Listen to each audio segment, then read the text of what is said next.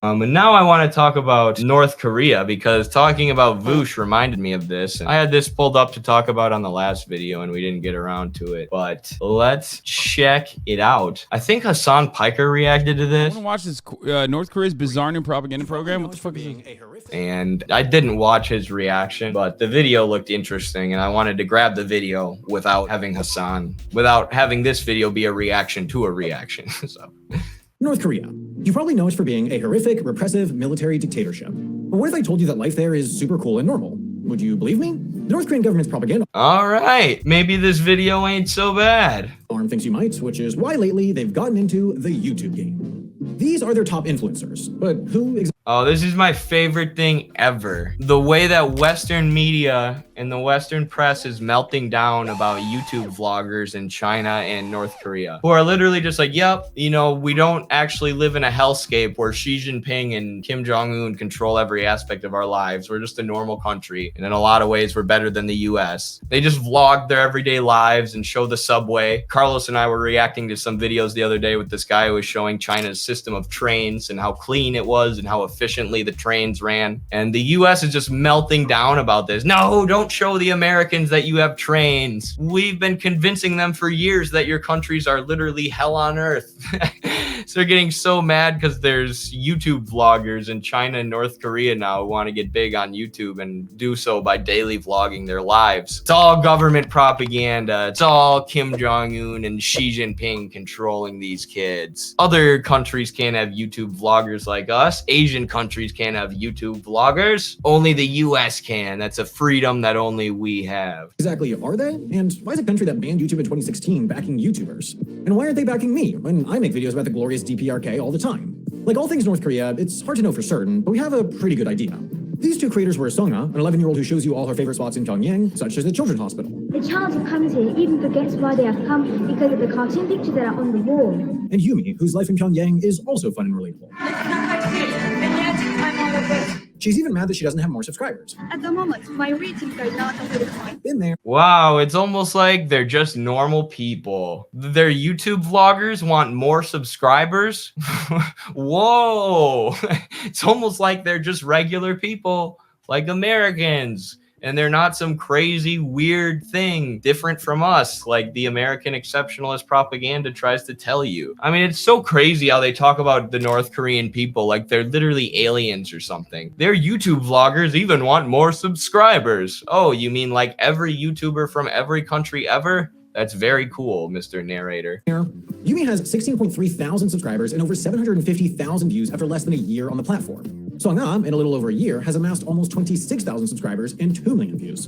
And sure, I'm a lot of them, but it's still solid. Each of their videos is basically a game of North Koreans. They're just like us. They look at flowers through a magnifying glass, they play rock, paper, scissors in the pool, they get nervous on amusement park rides. I love how they're mocking that idea. These videos try to show that North Koreans are just like us. And if you look at the videos, they're just regular YouTube vlogs, right? They're not YouTube vlogs talking about Kim Jong-un or praise be to the party, right? This is homemade fast food, dance lessons. Here's this museum I went to in Pyongyang. The same stuff American vloggers would post about. They're like, they're trying to show you that North Koreans are just people. Like, oh, they aren't? That seems pretty racist if you don't think they're just people because of where they live or the color of their skin. Just like us. They look at flowers through a magnifying glass, they play rock, paper, scissors in the pool, they get nervous on amusement park rides. To be frank with you, I am a coward. They even show the darker side of living under a brutal regime whose population has way too little food and way too much slavery. I'm very hungry. Wow, you wouldn't expect a propaganda channel to reference the worsening food shortage in North Korea. Wait, unless... Because Imagine like cutting up a video of two little girls vlogging their experience at a water park to find the part where they say they're hungry, something with which a million American kids probably say every day, to say, you know, this is a propaganda video. This is a government propaganda video. North Korea is starving. See, these YouTube vloggers said they're hungry at the water park. No American child has ever said that they're hungry at a water park, and their parent has said, no, we're not going to get you food because French fries are $18 here at Mount Olympus in the Wisconsin Dells. That's the real dictatorship. When you go to the water park capital of the world, the Wisconsin Dells, you got to pay like $50 for parking, $50 for a freaking French fry. That's authoritarianism, if you ask me. I don't know what the prices are like at the Pyongyang water park. Oh, just from swimming. I can't believe I fell for that. However, there is also sorry, about 2. Wait, maybe we've got something here.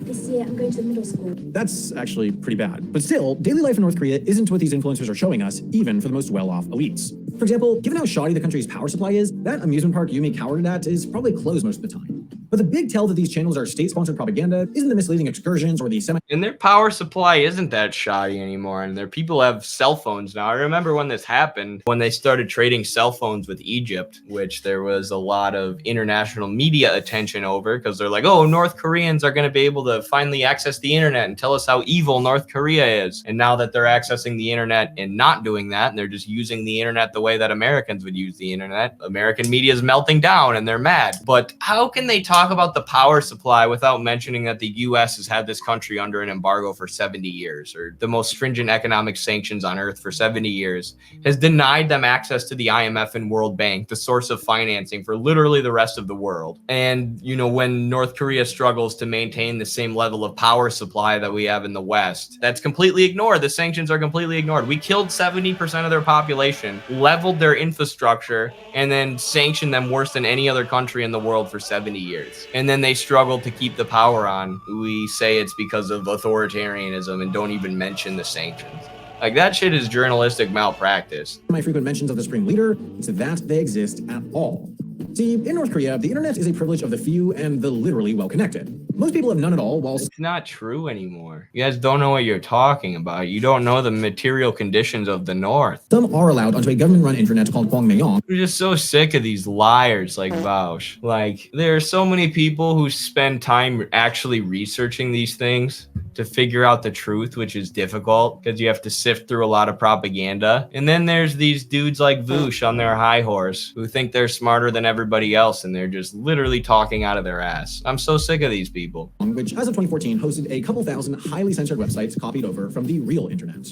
North Koreans can only access it with permission on government-made websites in highly supervised computer labs, university libraries, and cyber cafes. And since you can't reach it outside of the Hermit Kingdom, it's not the best place to launch. That's not true. They have smartphones. They trade them with Egypt. Career. Some people in North Korea have access to the real internet. Government officials, their relatives, and a small handful of people who need it to do their jobs, like hackers, some researchers, and propagandists. Altogether, less than 1% of the population. The country has a whopping 2 lines that physically connect it to the internet. One run to China and the other to Russia, plus seemingly a couple satellite connections. And all that infrastructure is weak, slow, and old enough that one American was able to single-handedly break it all down for a bit last year with a series of DDoS attacks, and not, as I'd assumed, a viral pic of Kim Jae. Yumi and Songha have smartphones to film on, foreign media to fangirl about. My favorite book is Harry Potter, written by J.K. Rowling. It's just about a clicker. Did you see it said turf confirmed? Oh my gosh.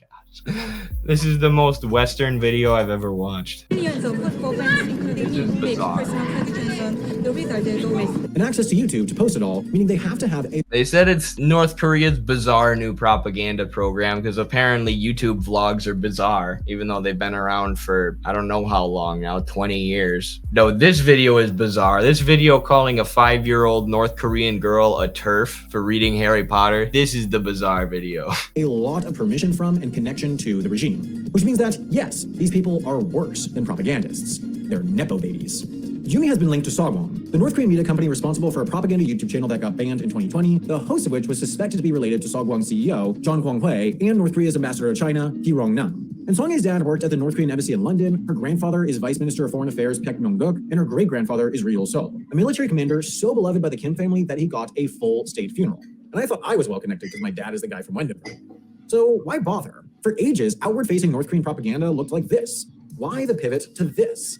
May sound bonkers to you, but in our country, Mother's Day is on the 16th of... Because of advancements in technology that have made it so people have smartphones, and now YouTube vlogs are really popular. I don't understand why that would be a hard question for you guys to answer. As an educational channel with 2 million subscribers, you don't know why YouTube vlogs are popular nowadays or why a government would want to do YouTube propaganda. What is the evidence that these are propagandists also? Is there any evidence that the state is telling these girls to do this? With just about every North Korean thing we cover on HAI, it comes down to foreign money. Most of the world has sanctioned North Korea to bits, so their currency is nothing, so they need foreign Oh, they finally mentioned the sanctions in order to somehow say that North Korea is doing something wrong. Other countries surrounding North Korea with their military and not letting any trade get in or out. They're going to use that to somehow say North Korea is authoritarian. What about the countries surrounding them with the military and stealing their goods if they try and trade? Does that not qualify as authoritarianism? Your concepts don't seem to make any sense. to bankroll their toy habits. Songnam and Yumi's channels, as well as similar ones on Chinese social media sites Weibo and Bilibili, aren't just raking in AdSense dollars from YouTube, they're trying to make potential tourists question the negative impression of the country they might have from, well, the facts. In 2018, 125,000 foreign tourists visited North Korea, roughly the same amount that went to San Diego Comic-Con, but the border's been closed since January 2020. And with their economy in even more shambles than usual thanks to COVID, the government is trying new strategies to make North Korea seem like a safe, fun, tourist-friendly place to go fishing or visit a water park gym when they open up again.